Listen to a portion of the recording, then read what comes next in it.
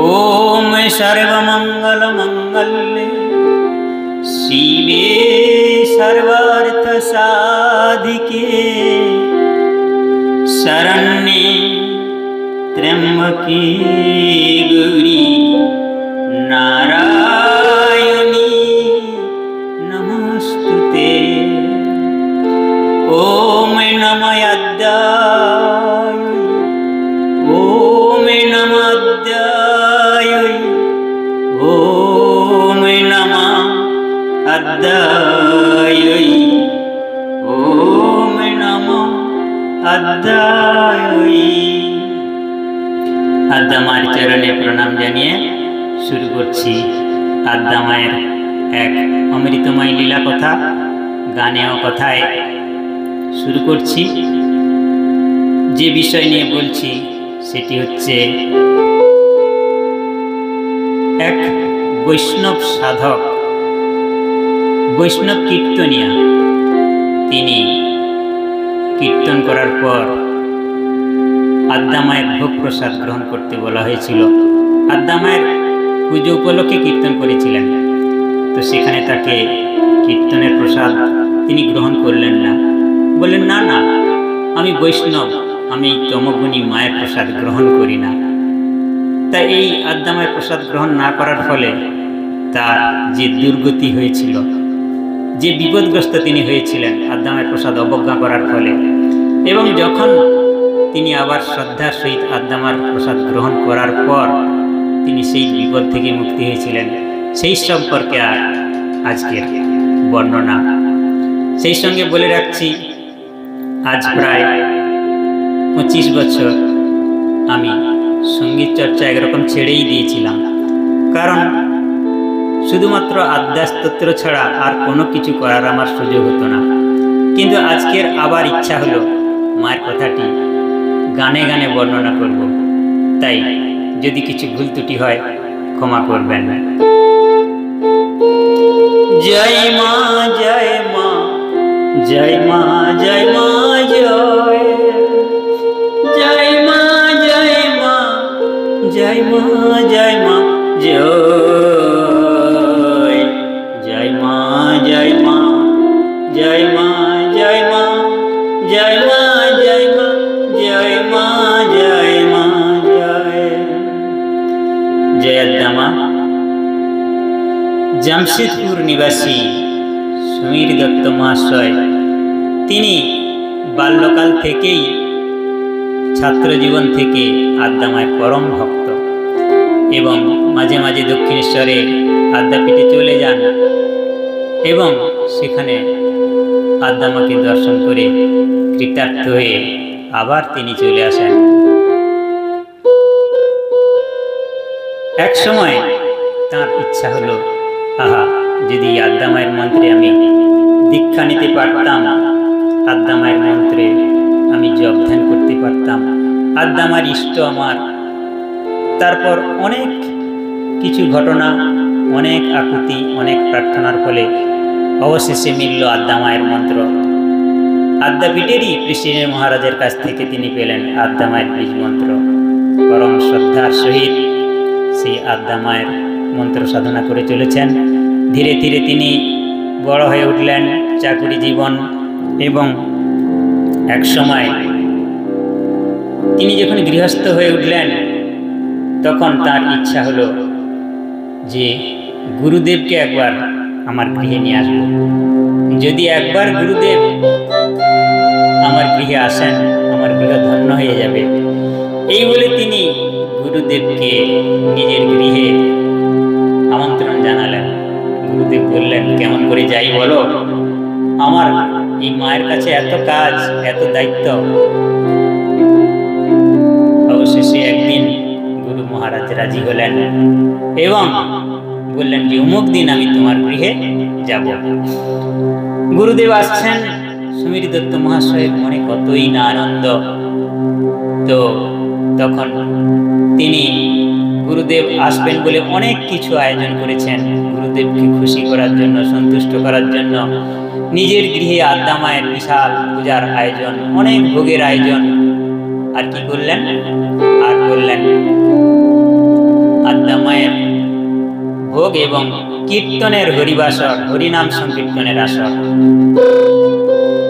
হরিনাম শুরু করলেন, সকাল থেকে হরিনাম হচ্ছে, আরেকদিকে নামযজ্ঞ, আরেকদিকে মায়ের ষোড়শোপচারে পূজার আয়োজন, অনেক ভোগ রান্না, অনেক লোকের প্রসাদ খাওয়ার ব্যবস্থা। তো এমন সময় গুরুদেব আসছেন সমীর বাবুর প্রাণে, অনেক আনন্দ। অবশেষে গুরুদেব এসে পৌঁছালেন। গুরুদেবের চরণ ধুয়ে দিচ্ছেন শ্রদ্ধার সহিত। ওম অখণ্ড মণ্ডলাকারং ব্যক্তং যেন চরাচরং তৎপদং দর্শিতং যেন তস্मै শ্রী গুরবে নমঃ।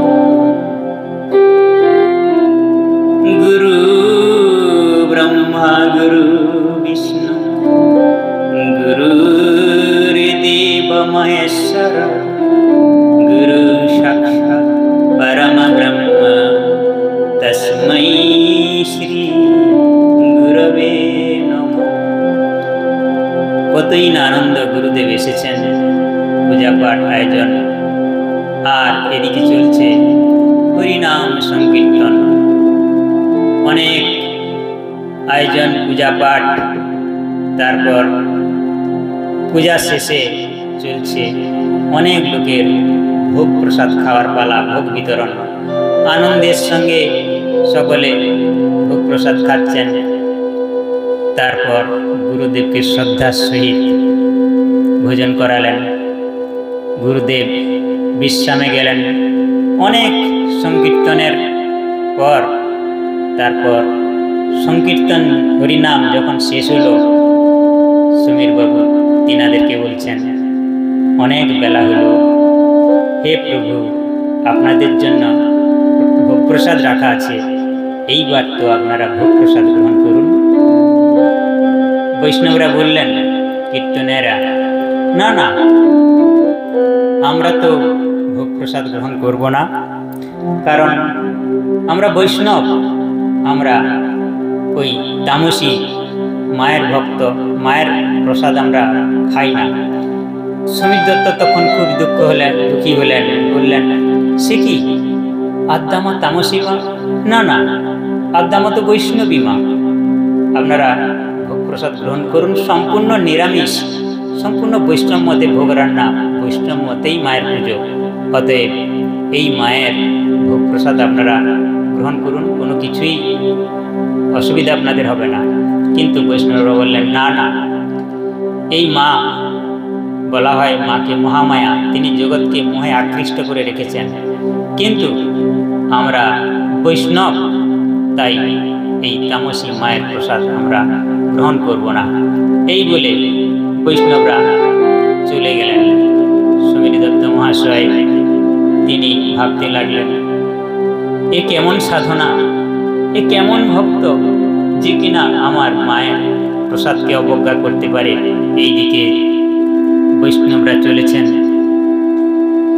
বৈষ্ণবরা যেতে যেতে কিছুদিন যাওয়ার পর সেই যিনি মেন কীর্তনিয়া গুরুদেব, তিনার এখন সেই বৈষ্ণব তখন বলে উঠলেন, এ কি, আমার আমার কেন এত কষ্ট,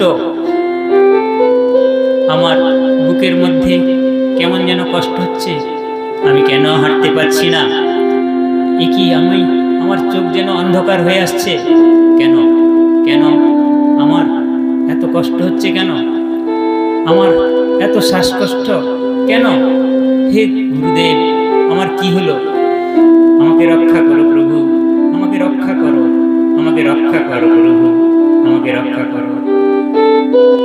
হে কৃষ্ণ করুণা সিন্ধু দীন বন্ধু জগৎপতে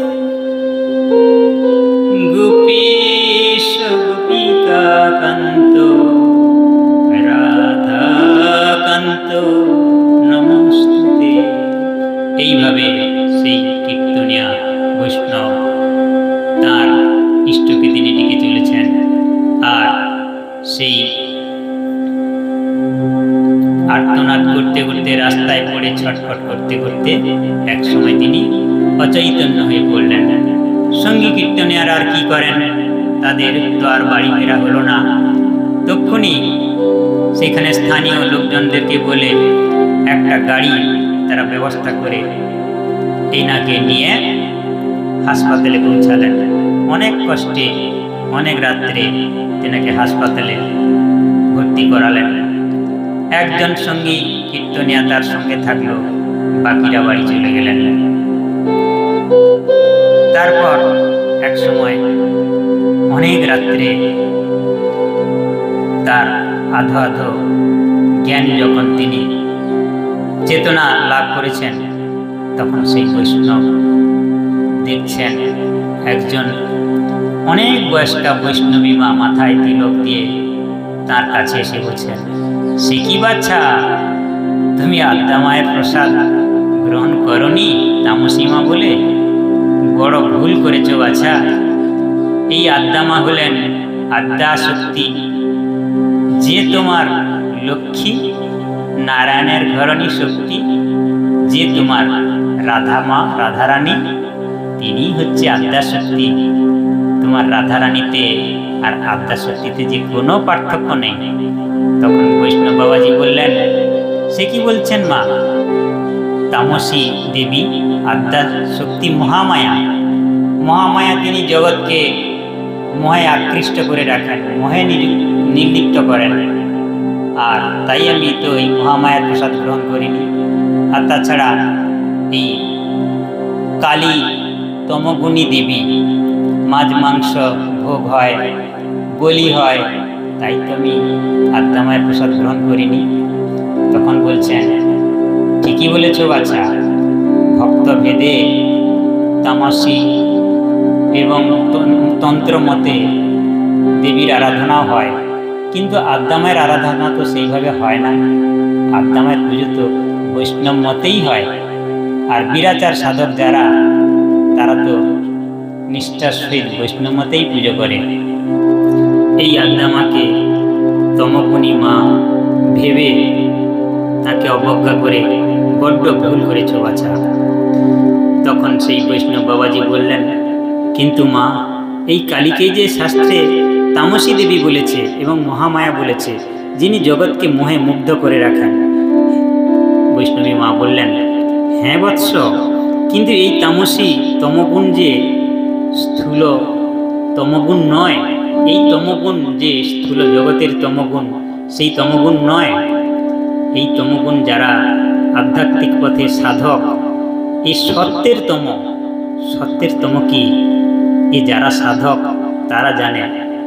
যখন ভক্ত সে যখন সাধনায় মগ্ন হন, তখন তার এই যে সত্যগুণ, এই যে স্নান, এই যে নিয়ম, এগুলোই তখন তার বন্ধনের কারণ হয়ে দাঁড়ায়। যখন সে ধ্যানে তন্ময় হতে যাচ্ছে, এই সত্যগুণ, এই শুদ্ধ নিষ্ঠাচার পবিত্রতা, এই যে ভাব, এই ভাবের অতীত হতে পারে না। মুক্তি লাভ করতে গেলে, ঈশ্বরকে আরো সুখে অনুভব করতে গেলে ভাবের অতীত হতে হয়। সে তো ভাবরাজ্যে ভাবচক্ষে ভগবানকে দর্শন করছেন, কিন্তু ভাবের অতীত গুরুস্তোত্রে আছে, শোনো না।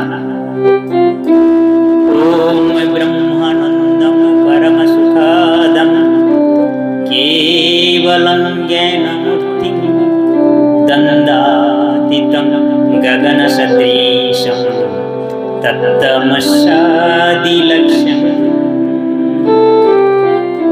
একং নিত্যং বিমলমচলম সর্বধি সাক্ষীভূতম ভাবাতীতম ত্রিগুণরহিতম সদ্গুরুতম নমামি।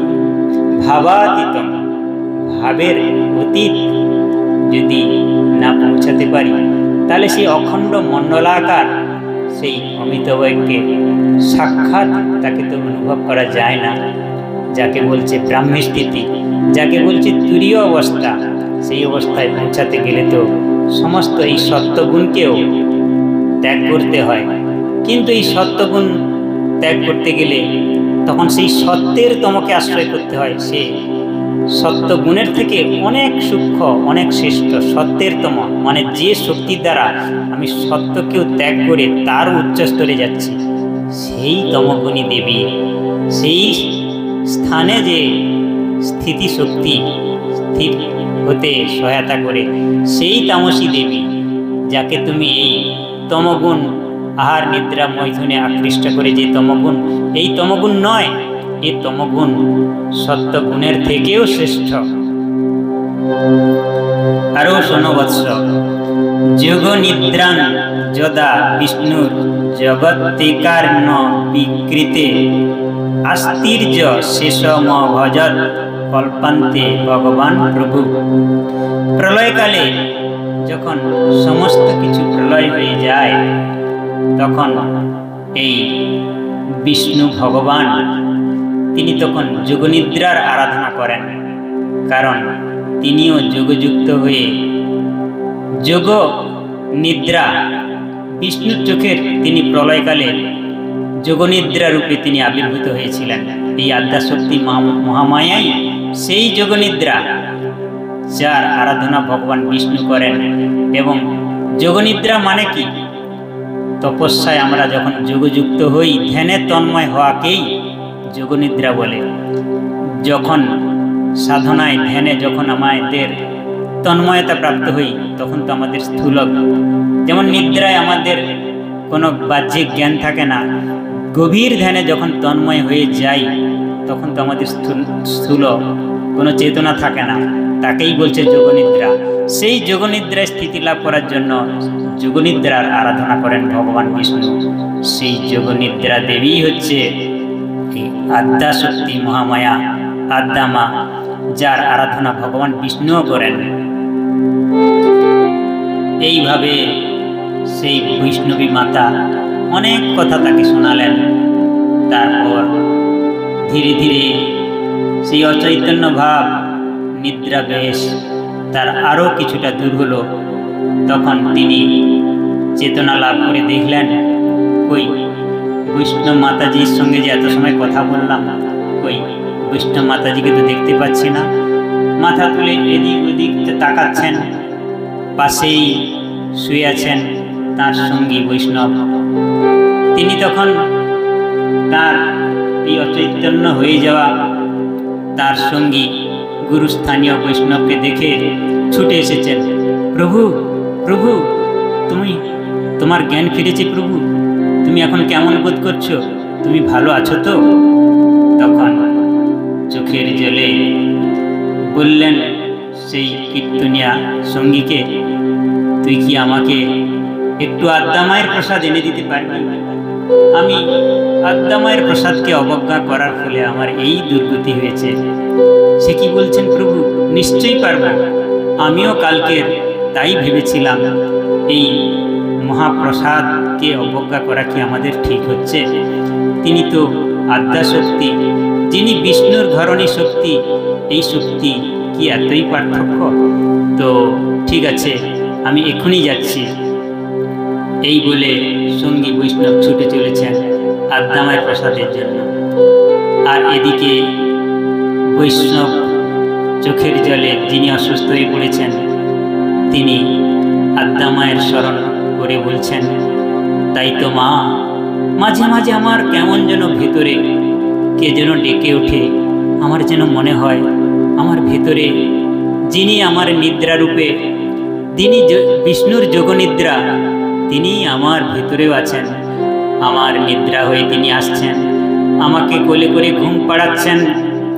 বৈষ্ণব বাবাজি চোখের জলে গেয়ে উঠলেন মাকে, আদ্যামাকে স্মরণ করতে করতে। বৈষ্ণব বাবাজি মায়ের কাছে প্রার্থনায় চোখের জলে প্রার্থনা করতে লাগলেন, আমার ভেতরে যে জন থাকে ডেকে ওঠে থেকে থেকে, আমি কেমন করে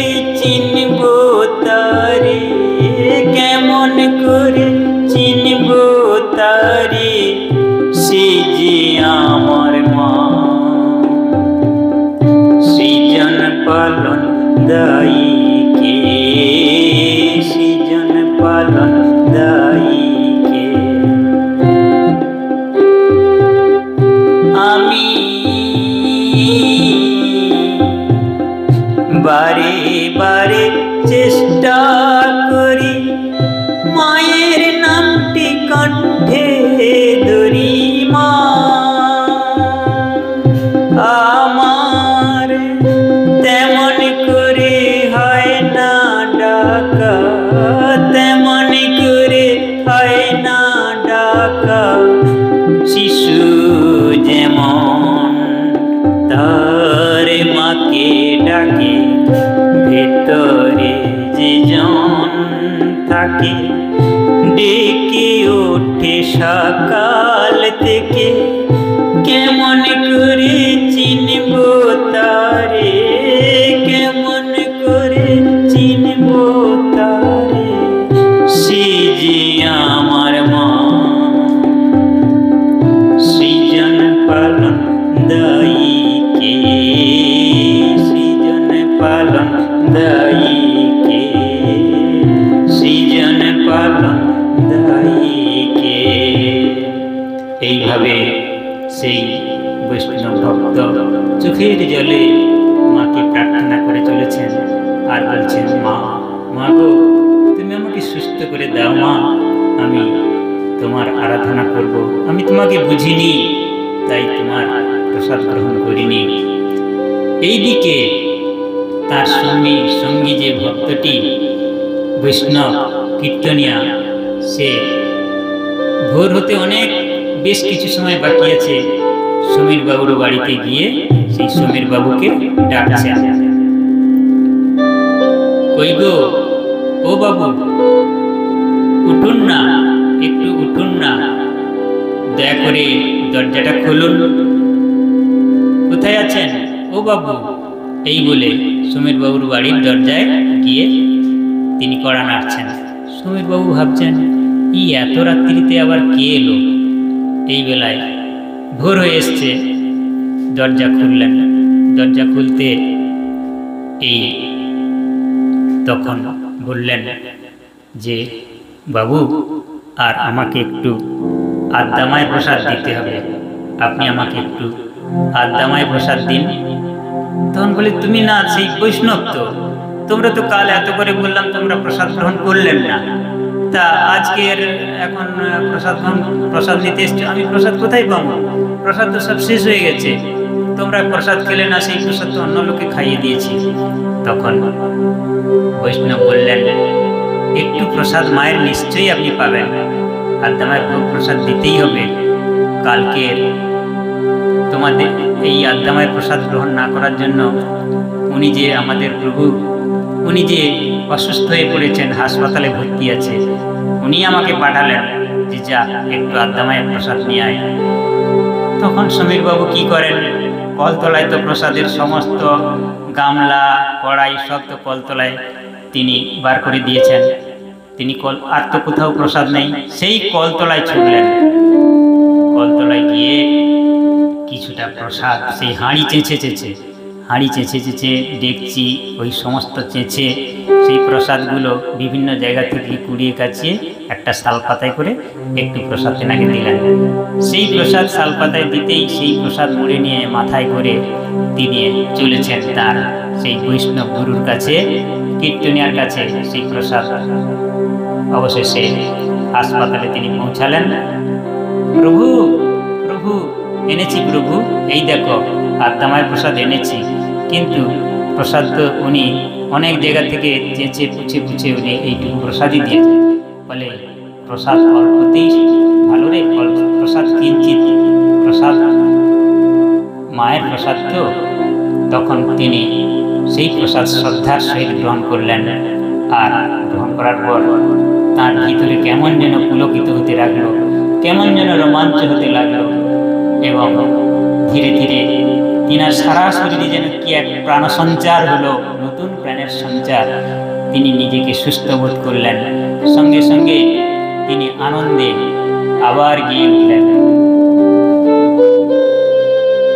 তোরা কি দেখবি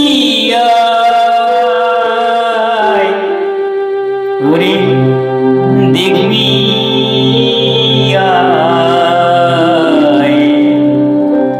শ্যামের নপুর শ্যামের নপুর শ্যামের নপুর শ্যামার পায়ে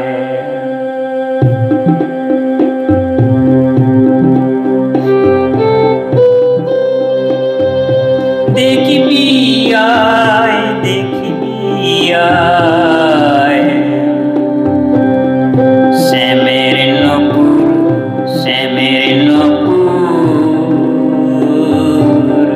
শ্যামার পায়ে দেখবি আয় দেখবি আয় যেই শ্যাম সেই শ্যামা সেই শ্যামা পায়ের শ্যামের পায়ের যেই নপুর বাজে সেই নপুরই তো শ্যামারই পায়ে।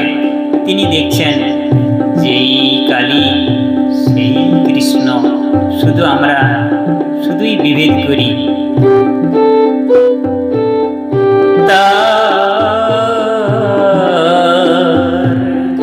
মুন্ডমালা নাই তার হাতের মালা নাই, ও সে বিদবসনা এলো কেশি নেচে নেচে যায়, তারক ব্রহ্ম নামের মালা তুলসী মালা যায়। দেখবি আয় দেখবি আয় শ্যামের নপুর শ্যামের নপুর শ্যামার পায়ে তারে হাতের মালা নাই।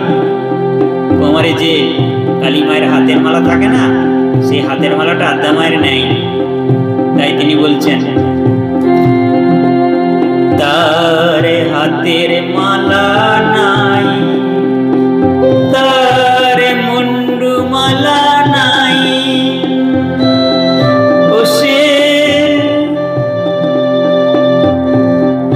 বিদবসনা